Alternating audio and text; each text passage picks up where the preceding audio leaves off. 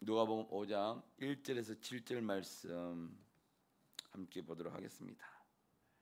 함께 읽겠습니다. 무리가 몰려와서 하나님의 말씀을 들을새 예수는 게네사렛 호숫가에 서서 호숫가에 배 두 척이 있는 것을 보시니 어부들은 배에서 나와서 그물을 씻는지라. 예수께서 한 배에 오르시니 그 배는 시몬의 배라. 육지에서 조금 떼기를 청하시고 앉으사 배에서 무리를 가르치시더니 말씀을 마치시고 시몬에게 이르시되 깊은 데로 가서 그물을 내려 고기를 잡아라. 시몬이 대답하여 이르되 선생님, 우리들이 밤이 새도록 수고하였으되 잡은 것이 없지만은 말씀에 의지하여 내가 그물을 내리리이다 하고, 그렇게 하니 고기를 잡은 것이 심히 많아 그물이 찢어지는지라. 이에 다른 배에 있는 동무들에게 손짓하여 와서 도와달라 하니 그들이 와서 두 배 가득 채움에 잠기게 되었더라. 아멘. 오늘 또 주님을 사모하여서 나오신 모든 분들, 그리고 방송을 통해서 함께 이 예배 안에 동참하시는 모든 분들을 예수의 이름으로 축복하고 또 환영합니다. 자, 오늘도 우리에게 주님께서 우리 하루를 허락해 주셨는데요, 우리가 그냥 살아갈 수는 없고 또 우리에게 주신 말씀을 붙잡고 우리는 살아가야 우리가 또 흔들리지 않고 또 원수의 계략에 속지 않고 살아갈 수가 있습니다. 오늘도 우리에게 주신 말씀을 통해서요, 오늘 제목이 내 생각을 내려놓아라. 우리가 우리 생각대로 살면 지치고 힘들고 쉽게 포기할 수밖에 없고요. 또 말씀을 자꾸 내 생각에 적용시키게 되면 내가 말씀에 굴복해서 사는 사람이 아니라 그냥 나의 편의대로 사는 사람밖에 되지 않습니다.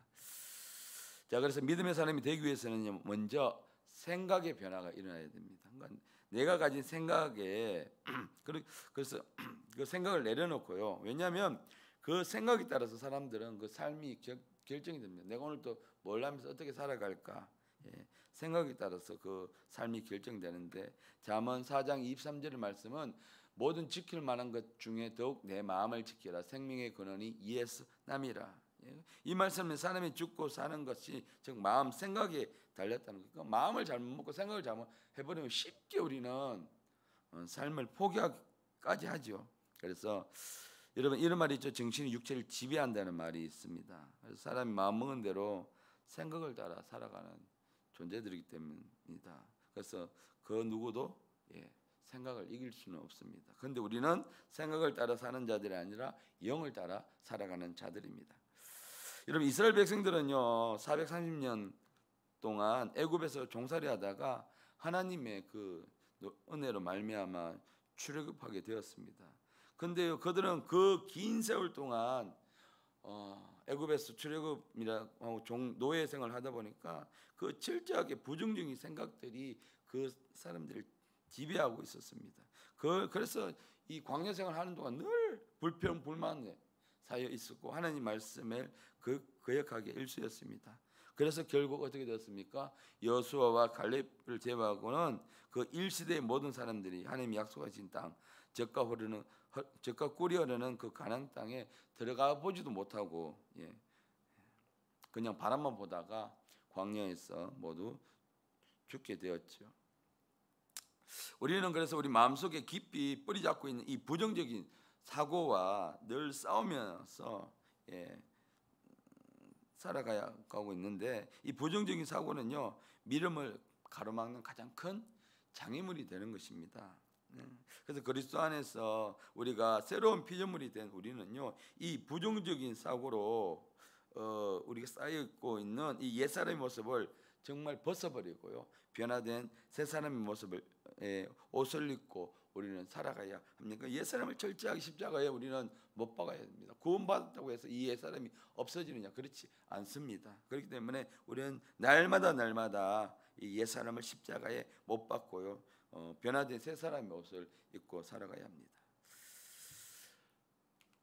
자, 닉 부이치치라는 이 사람 유명한데요, 이 1982년 호주에서 태어났죠.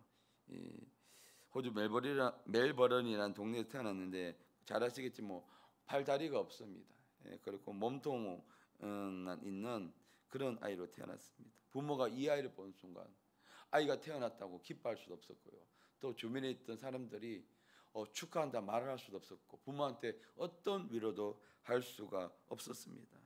정말 부모는 이 아이를 안는 순간 너무나 절망스러웠고, 왜냐하면 이 아버지가 목사님이었기 때문에 더 또 그 절망감이 컸죠. 그런데 이제 그 마음을 추스리고 이 아이를 잘 키워야 되겠다는 마음으로 이 아이를 잘 케어를 합니다. 그래서 학교 들어가기 전까지 이 아이는 부모님의 케어, 돌보심 안에서 자기의 이 상황에 전혀 원망하지 않고 잘 성장했는데, 이 아이가 학교 들어가면서부터 자기와는 너무 사람들이 다른 모습을 보면서 차츰차츰 자기 모습에 실망하기 시작했습니다. 또 또래 친구들부터 심한 왕따도 당하고 또 놀림도 당하면서요. 정말 왜 하나님을 나를 이렇게 태어나게 하셨나라고 하는 원망까지 품기 시작을 했습니다. 그래서 그가 10대 때요. 10대 때 여러 번 자살을 시도를 했습니다. 집에서 욕조 안에서 물을 넣고 그 안에 그 속에 뛰어들면서 내가 더 이상 다른 사람이 짐이 되면 안 되겠다 생각했어. 그런데 그때마다 이 번번이 그 모든 자살의 시도는 실패를 했습니다. 그 후에 이제 이 부모님의 헌신적인 노력과 사랑 덕분에 이 아이가 차츰차츰 안정을 되찾기 시작했고요.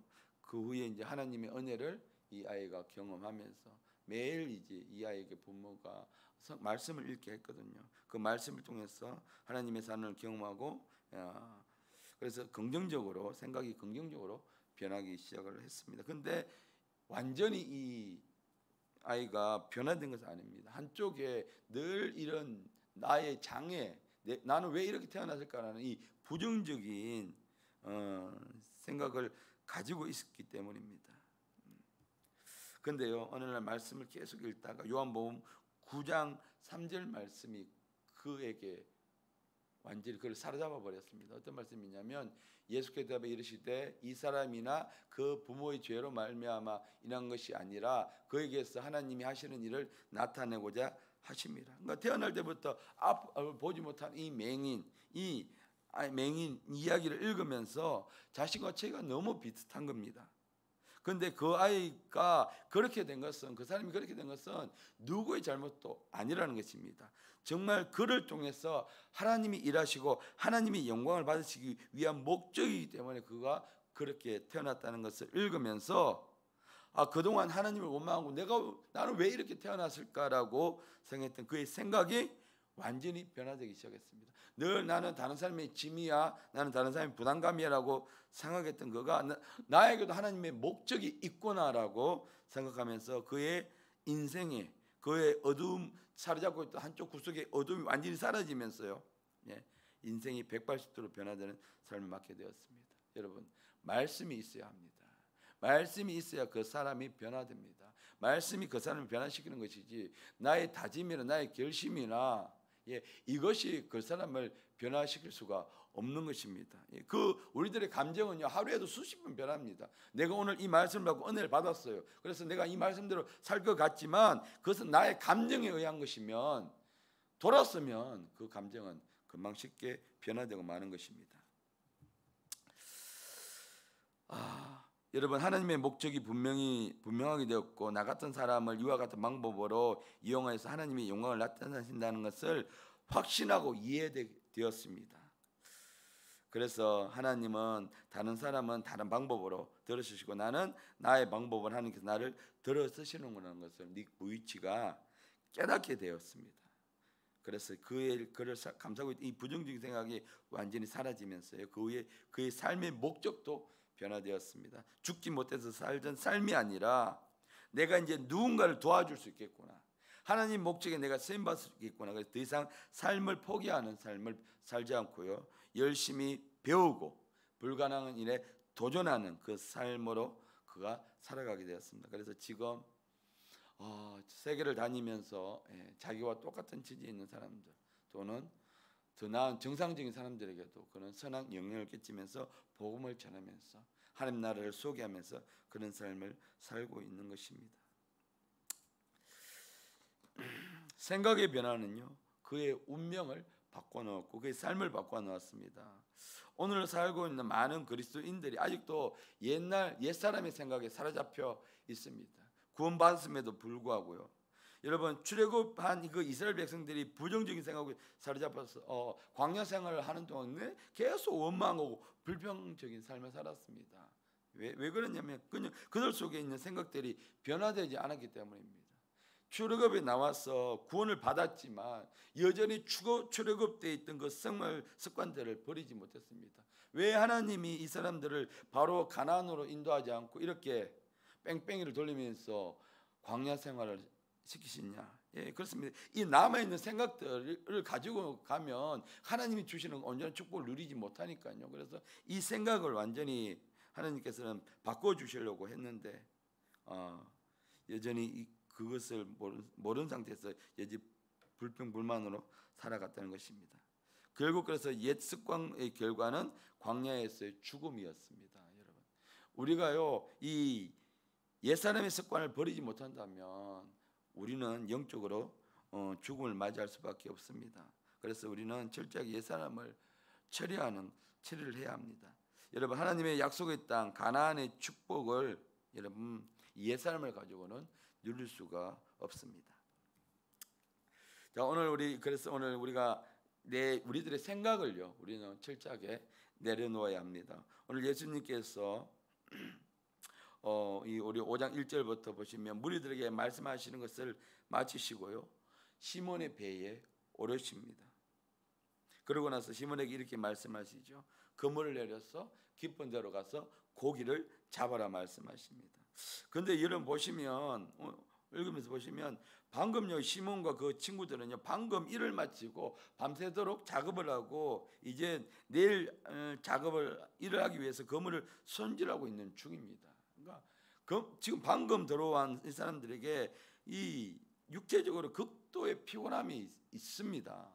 그러니까 밤새도록 이 고기를 잡았기 때문이죠. 그래서 바다에 나가 보면 이 육지에서 하는 일의 몇 배의 노동이 필요합니다. 그러나 예수님은요 그런 육체의 피곤함을 전혀 상관하지 않으시고요 무조건 깊은 데로 가서 고기를 잡으라고 말씀을 하신 것입니다. 여러분, 바다는 거칩니다.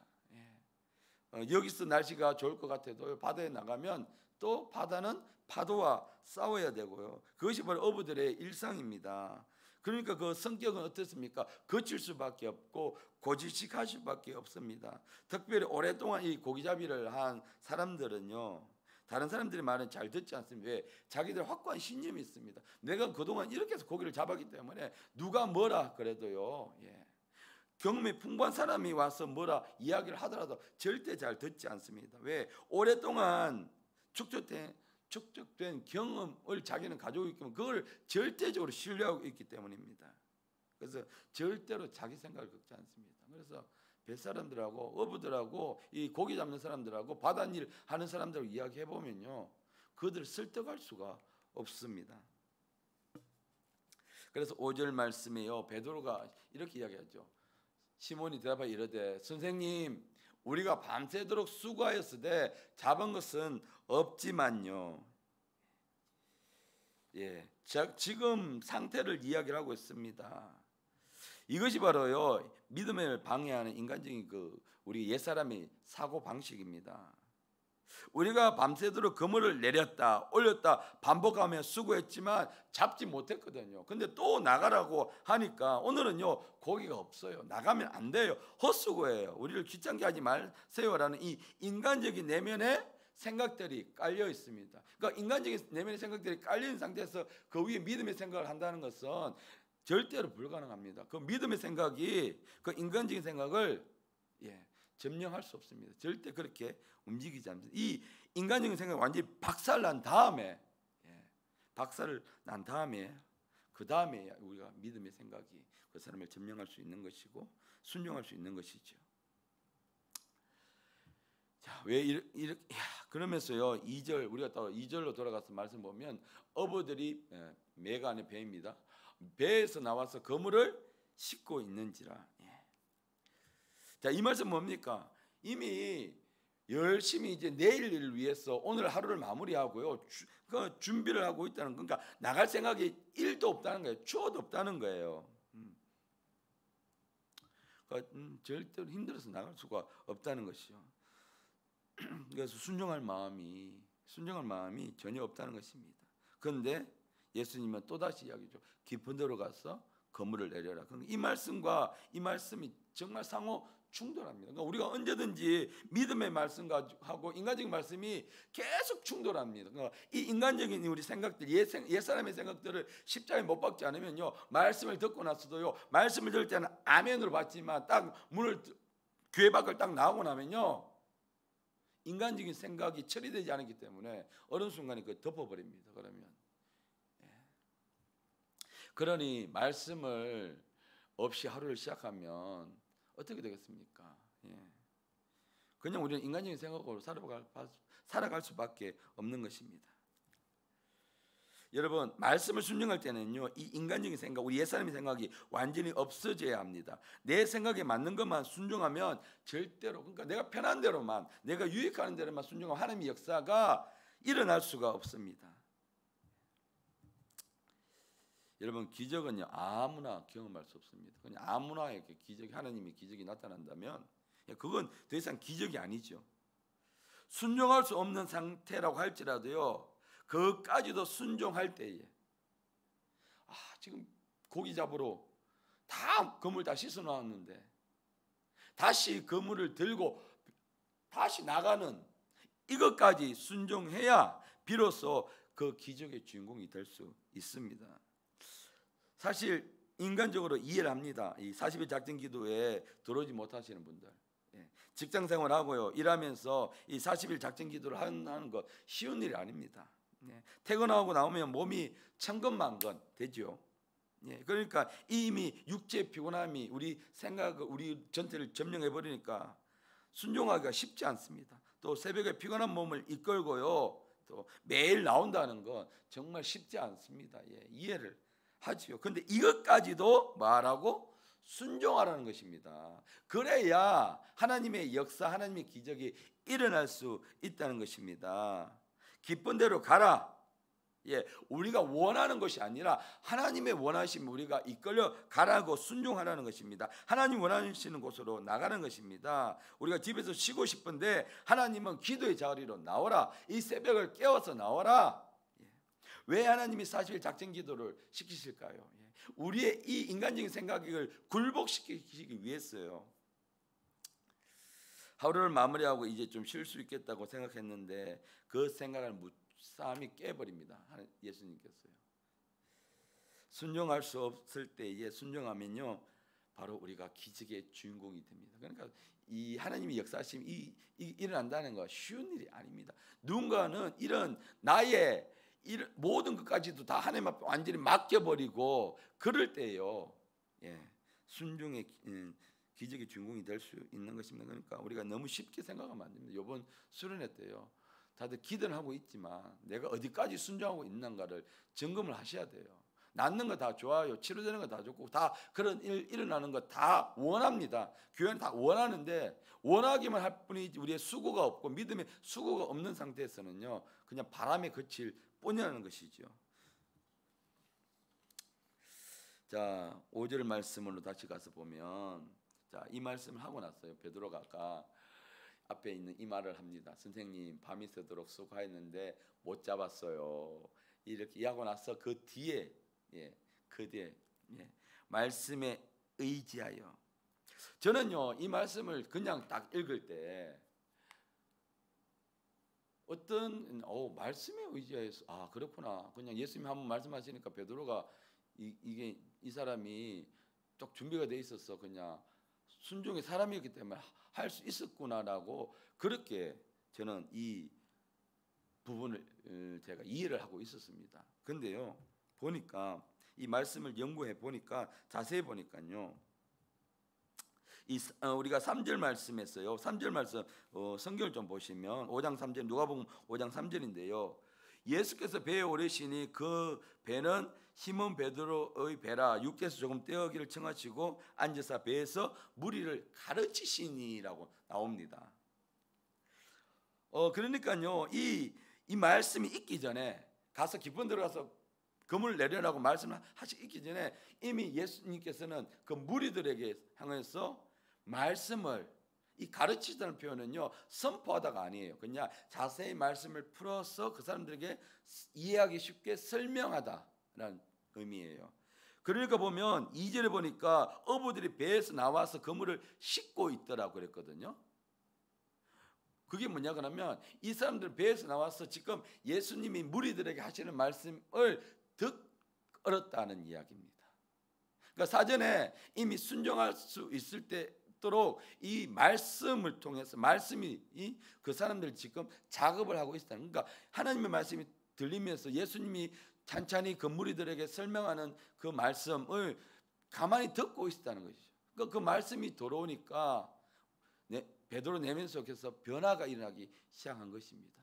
너무 피곤하고 너무 힘들고 당장 집에 가서 오늘 하나도 잡지 못했으니까 기분도 안 좋을 텐데 빨리 해놓고 가서 쉬는 게 나으니까 내일을 위해서 그런 마음이 있었는데 이 예수님의 무리를 향하여 가르치는 말씀이 자기에게 들리니까 이 말씀이 베드로에게 들어가서 이제 베드로를 변화시키기 시작한 것입니다. 그래서요 이 말씀에 의지하여라는 말이 나오는 것입니다.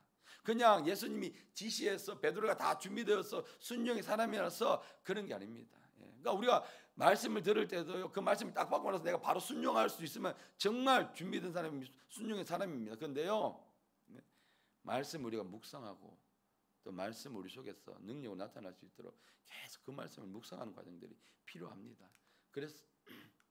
그랬어요. 히브리서 4장 12절 말씀에 이렇게 말씀하죠. 하나님 말씀은 살아있고 운동력이 있어. 그래서 이 살아있는 하나님 말씀이 베드로 속에 들어가서 작업을 하기 시작하신 거예요. 그 말씀을 인해서 내면의 변화가 일어난 것입니다. 그래서 육신이 피곤하고 귀찮은 것을 이기고요 순종할 수 있었던 것은 바로 말씀으로부터 먼저 이 베드로가 만짐을 받고 회복되었다는, 그러니까 그물을 씻으면서 말씀이 들리니까 그 말씀을 가만히 듣고 있었겠죠. 그냥 들리니까. 왜냐하면 그물을 씻고 그물을 수리하는 일은 단순 노동이거든요. 그러니까 그게 다 들린다면, 그러니까 그 말씀이 서서히 베드로를 변화시킨 것입니다. 그래서 예수님께서는요 사실은 먼저 베드로의 필요를 채워줄 수도 있었어요. 밤새도록 잡지 못하기 때문에 당장 나가서 깊은 데로 가서 그물을 던져라라고 이야기할 수 있었지만 사실은 그렇게 채워줌을 받아도요 그 사람이 뭐한다? 온전하게 변하지 못한다는 거예요. 왜? 우리 사람은요 화장실 갈 때 마음이랑 갔다 왔을 때 마음이 다르거든요. 급할 때는요 내가 하나님 앞에 나서 뭐라도 할 것 같고 이 문제가 너무 어려워서 내가 정말 이 문제 때문에 죽을 것 같아서 교회 와서 기도합니다 하면요 그래서 그 문제가 정말 해결 받았어요. 그 다음은요 안 나옵니다. 기도 안 합니다.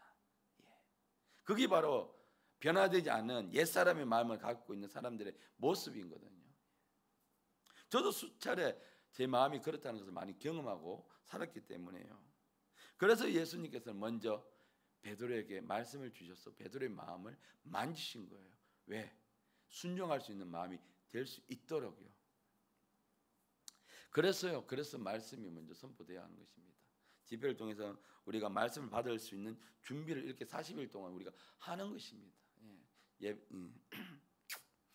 그래서 40일 작전 기도가 필요한 거고 우리가 이 집회 때 하나님의 역사 일어나기 전에 이 준비할 수 있는 우리가 준비될 수 있는 시간이 필요한 것입니다. 그런데 성도님들은 그렇게 생각하지 귀찮게 왜 40일 작전 기도를 하느냐?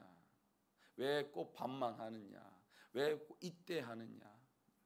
그러니까 그런 인간적인 생각을 우리가 가로막고 있으니까 하나님의 역사가 일어날 수 없는 것입니다. 그것을 계속 가지고 가면요 나중에 하나님 앞에 가게 됩니다. 그런 상태에서 그러면 이제 하나님 우리를 심판을 하시죠. 딱 앞에 서서 묻습니다. 너 왜 그렇게 살았느냐? 그러면 이제 잘한 사람은 자랑스럽게 하나님 앞에 이야기할 수 있을 거고요. 또 못 살은 사람들은 할 말이 없는 것이죠. 근데 중요한 것은 거기가 끝이라는 거죠. 저는 항상 이 부분에 대해서요 정말 제 가슴에 품고 있습니다. 그때 내가 하나님 앞에서 어떻게 말할 수 있을까? 여러분 그때 내가 하나님 앞에서 어떻게 말할 수 있을까를 항상 여러분 생각하십시오. 왜? 그때가 마지막이니까요. 더 이상 어떻게 할 수 있는 방법이 없다는 것입니다. 내일을 준비하면서 다 씻어놓은 건물을 가지고 다시 바다로 나가는 것은 여러분 쉬운 일이 절대 아닙니다. 그리고 전혀 상식에도 맞지 않죠. 왜? 예수님은 목수였습니다. 목수가 어부한테 가서 고기 잡는 걸 가르쳐요. 이게 사람들 상식에 맞습니까? 특히 어부들은 이 고집이 엄청 세고요. 자기의 노하우를 가지고 경험을 가지고 있는데 절대로 안 듣지요.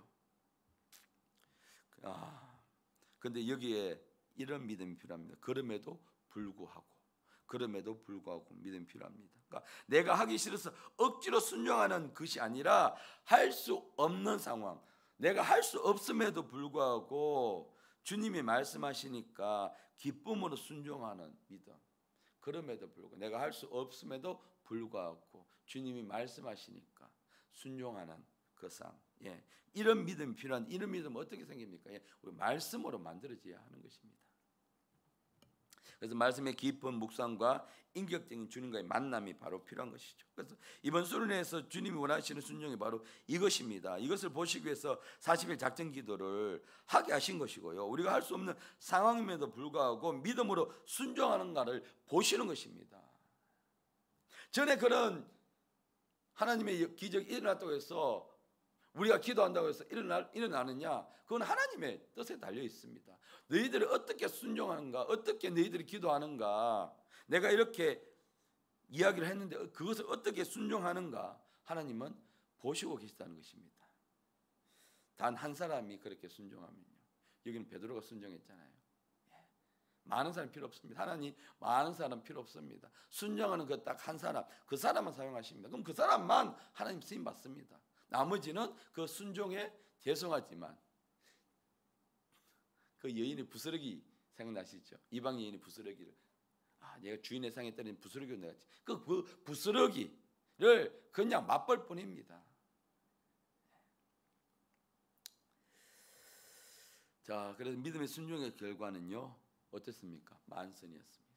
자기 배만 만선인 것이 아니라 옆에 있는 친구를 불렀어요. 근데 그 배도 만선이어서 잠기더라 했습니다. 밤새도록 나의 노하우로 그 어부의 노하우로 했는데 한 마리 잡지 못했는데 그 대낮에 나가서 상식을 깨버리고 그냥 말씀에 순종했더니 이렇게 가득 그물을 배를 채우고도 잠기게 되었더라. 바로 이것입니다. 하나님께서 오늘 이번 수련을 통해서 이런 엄청난 기적을 준비하고 계신데 중요한 것은 순종하느냐, 어떻게 순종하느냐. 우리가 생각을 완전히 내려놓고요. 어떻게 하나님 나를 고쳐주세요. 이 끝까지도 하나님 내려놓기 원하십니다. 어떻게 순종하는가 보기를 원하십니다.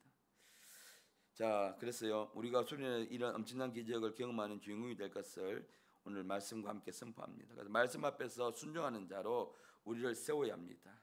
그렇게 하니, 그러니까 여기서 그렇게 하니 고기를 잡은 것이 심히만 어떻게 순종을 하니, 그렇게 하니 우리가 순종하니 우리가 기도하니 모인이 엄청난 순종의 결과를 얻었더라. 함께 그럼에도 불구하고 우리가 순종하는 믿음으로요 하나님이 원하시는 우리가 깊은 곳으로 나아가서 하나님의 기적을 맛보는 우리 수련회가 되기를 선포합니다. 함께 이 시간 기도하시겠습니다.